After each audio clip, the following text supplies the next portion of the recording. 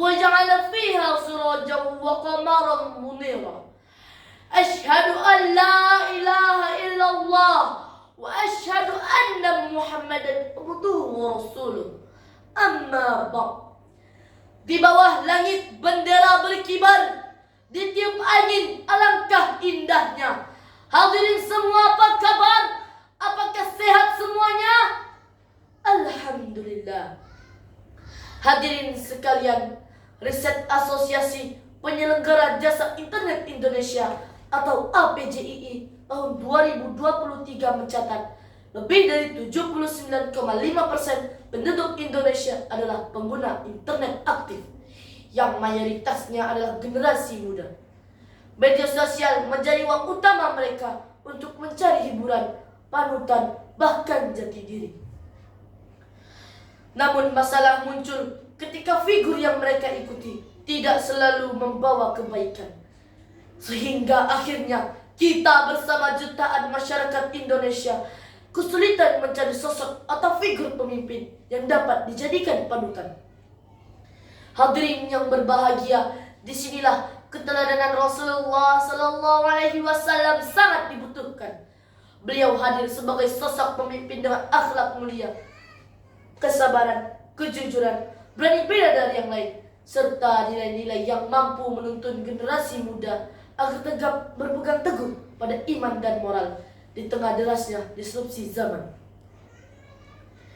Berkaca pada latar belakang yang telah kami sampaikan, maka tergeraklah hati kami untuk menyampaikan syarahan dengan judul Nabi Pemimpin Pemberani.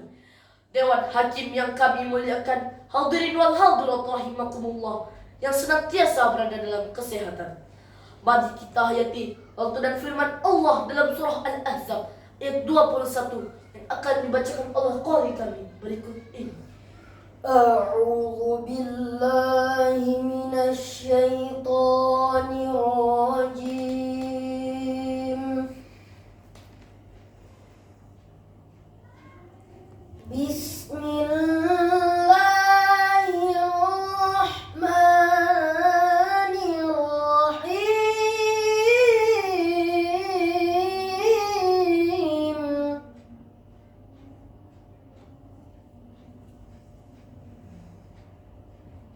لقد كان لكم في رسول الله أسوة حسنة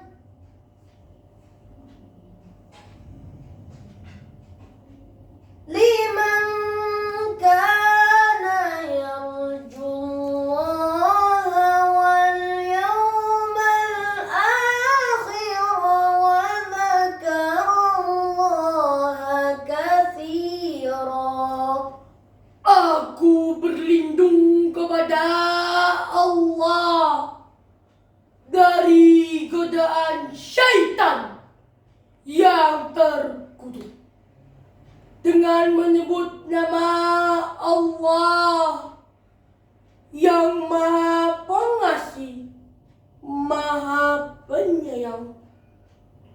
Sungguh pada diri Rasulullah benar-benar ada suri tauladan yang baik bagimu, yaitu bagi orang yang mengharap rahmat Allah dan kedatangan hari kiamat, serta yang banyak mengingat Allah. Dewan Hakim yang bijaksana dan hadirin yang berbahagia, Imam Al-Qurtubi dalam Al-Jami' li Ahkamil Quran juz 14 halaman 155 menafsirkan bahwa ayat ini turun sebagai teguran bagi mereka yang enggan berjuang. Padahal Rasulullah SAW sendiri rela mengorbankan jiwa raganya, sebagaimana beliau tampil di garis terdepan pada perang Khandaq. Tafsir ini menunjukkan bahwa keberanian dan keteladanan Nabi bukan sekedar teori, melainkan nyata dalam keberanian, pengorbanan, dan keteguhan. Bagi generasi Z, makna ini sangat relevan. Jika Nabi mampu menunjukkan keberaniannya di tengah gempuran fitnah kaum kafir Quraisy, maka kita generasi saat muda ini harus mampu pula menunjukkan keberaniannya di tengah gempuran fitnah akhir zaman.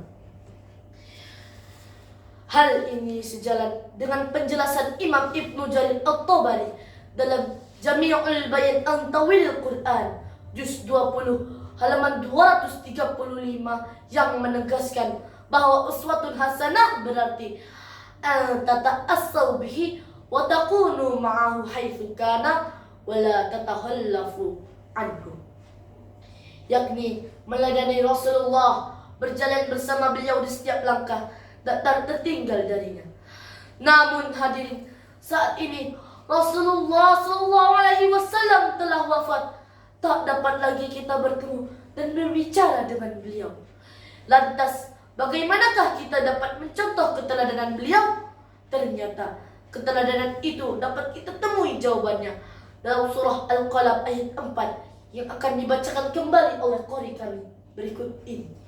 Wa innaka la'ala khuluqin 'azim.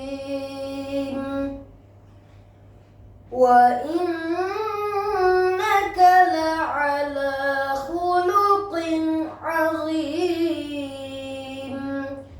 Shadaqallahul 'azim. Dan sesungguhnya engkau benar-benar berbudi pekerti yang luhur. Maha benar Allah yang maha agung dengan segala firman-Nya. Abu Mansur Al-Maturidi dalam Ta'wilat Ahlus Sunnah juz 10 halaman 136 menafsirkan bahwa akhlak Rasulullah adalah cerminan Al-Quran. Maka setiap sikap Nabi adalah implementasi dari nilai-nilai Quran. Contoh yang paling menyentuh hati kita adalah peristiwa di Taif, ketika beliau dihina dan dilempari batu. Bukannya membalas dengan kemarahan, beliau justru mendoakan agar penduduk Taif diberi hidayah. Pada akhirnya, seluruh tafsir dan hadis yang telah kami uraikan menegaskan satu hal. Rasulullah SAW bukan hanya teladan di masa lalu, tapi juga relevan sebagai role model di masa depan. Gen Z tidak perlu mencari figur pemimpin semu di balik layar gawai. Mereka sudah memiliki teladan sejati yang track recordnya terbukti.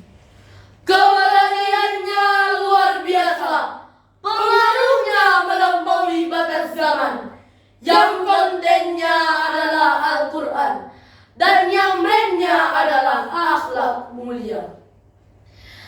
Maka ketika dunia hari ini dipenuhi dengan influencer yang hanya memiliki keberanian di balik dunia maya, maka mari kita buktikan bahwa generasi muda mampu menjadi influencer kebaikan dan influencer keberanian yang menjadikan Rasulullah SAW sebagai acuan utama. Inilah makna sesungguhnya dari judul kami, Nabi Pemimpin Pemberani. Beliau bukan hanya sosok untuk dikenang, tetapi juga inspirasi abadi yang harus dihidupkan kembali di setiap langkah dan karya kita. Demikianlah syarahan kami. Mohon maaf atas segala kehilafan dan terima kasih atas segala perhatian. Usikum wa nafsi bitaqullah.